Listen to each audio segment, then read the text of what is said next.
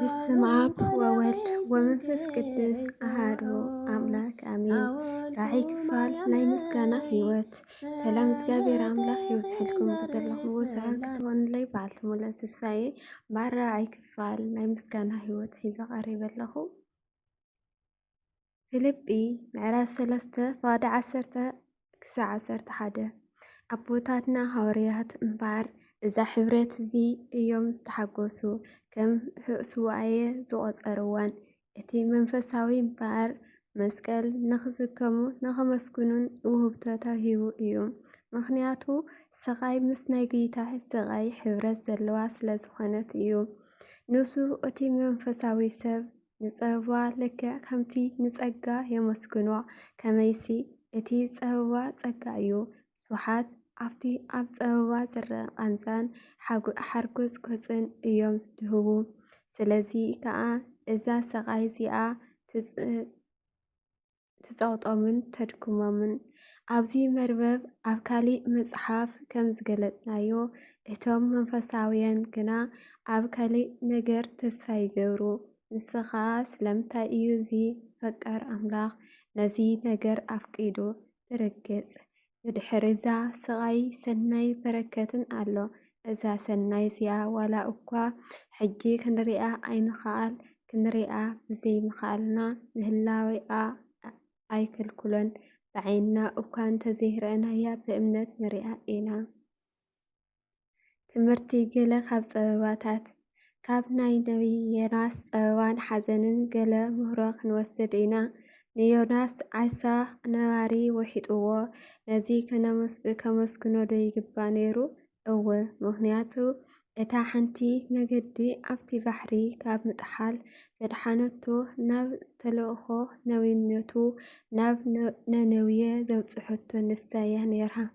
ዮናስ ብምቕፃል ወይ ብምቕማሳል ብምንቃፅ ወይ ብምቕማሳል ናይታ ዘፅለለላ ነበረ ኣምላኽ ባዕሉ ዘዳለዋ ውልዒ ሓዘነ።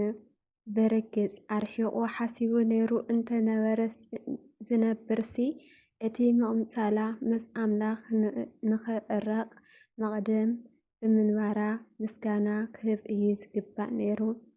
ናይ እንጦንዮስ ዓብይ ሞት ወላዲኡካ ንምስጋና ዝዕድም ዶ ነይሩ? እንታዋይ ውሉድ እዩ ብሞት ኣቦ ዘመስግን። ንአንጦንዮስ ብዛዕባ እዚ ምስጋና ምቕራብ ዘይሰማማዕ እዩ።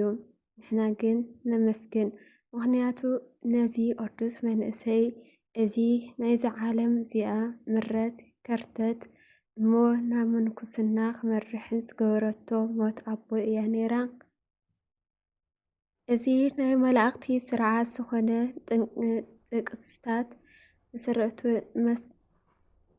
መሰረቱልና ናብ ሬሳ ኣቦ ከይዱ ከዓ ክብርኻ ሓይልኻ ሃፍትኻ ኣበይ ኣሎ? ኣብዚ ዓለም እዚኣ ብስንክኻ እየ ወፅየ ቅድሚ ምፅሊኢ ዘውፅአኒ ግን ብህታዊ ክወፅእ እየ ብምባል ናብ ምንኩስና ወፅዩ ኣቦ ኩሎም መነኮስ ኮነ። ፍቁር እግዚእ ዮሃንስ እውን ኣብ ዲሴት ጳጥሞስ ኣብ እስር ቤት ተረሲዑ ነይሩ እዩ። ዮሃንስ ኣብ ከምዚ ኩነታት እንተሃለወ ከመስግን ንፅበዮ ዶ? ብርግፅ ብዘይጥርጥር። ምክንያቱ እታ ፀባ መንፈሱ ንሰማይ ናብ ጌታ ክነጥቕ ጌራቶ እያ። ራእይ ዮሃንስ ምዕራፍ 1 ፋቅዲ 10 ኣብዚ ናይ ዝተረስዑ ማእሰርቲ ሰማይ ተኸፊቱ ረአየ። ዙፋን እግዚአብሔር ሰራዊት ሰማይ ኣብ ዙርይኡ እውን ረአየ። ብዙሕ ቅድሚ ሕጂ ዘይተረአየ ከዓ ረአየ። ነዚ ዓሙቕ ትሕዝቶ ዘለዎ ራእይ ዮሃንስ ከዓ ፅሒፉልና። እዚ ናይ መእሰርቲ ግዜ ንዮሃንስ ብርግፅ ካብቲ ዘሐጉስ ግዜ እዩ ነይሩ። ምስጋና ዝግብኦ ኩነታት ከዓ እዩ ነይሩ።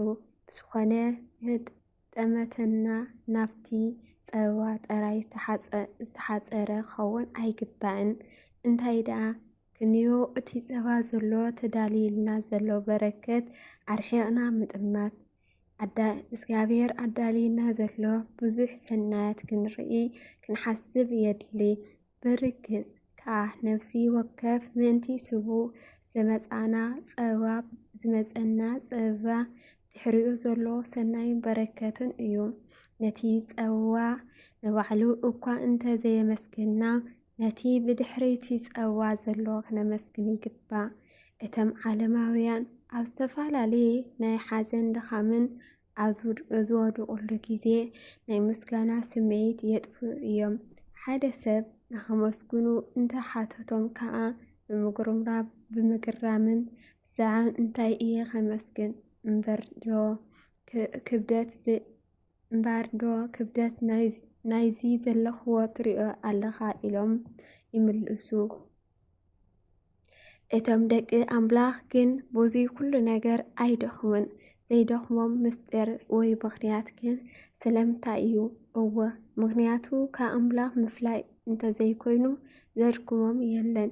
ምስኡ ጠዊቖም ክሳብ ዝሃለዉ ከዓ እቲ ቀጻሊ ናይ ምስጋና ህይወት ንዕኦም እኹል እዩ። ንሶም ኣብ ውሽጢ ኩሉ ኩነታት እዮም ዘመስግኑ።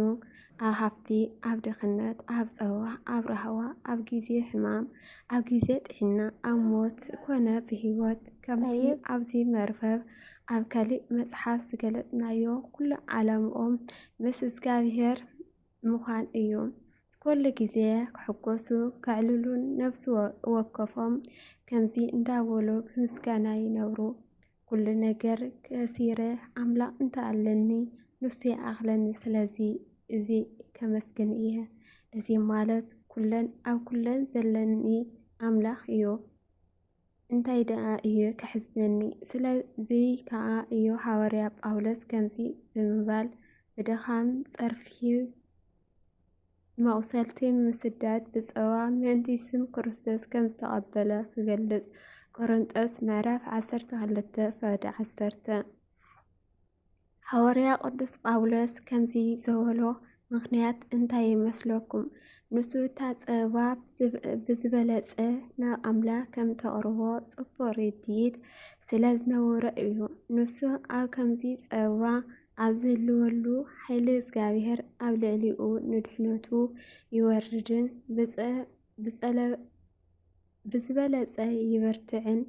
ትሕዝቶ ኢዱ ኣብቲ ምዕራፍ እውን ዝበሎ እንተሪእና ኣብ ዝደኸመሉ ሽዑ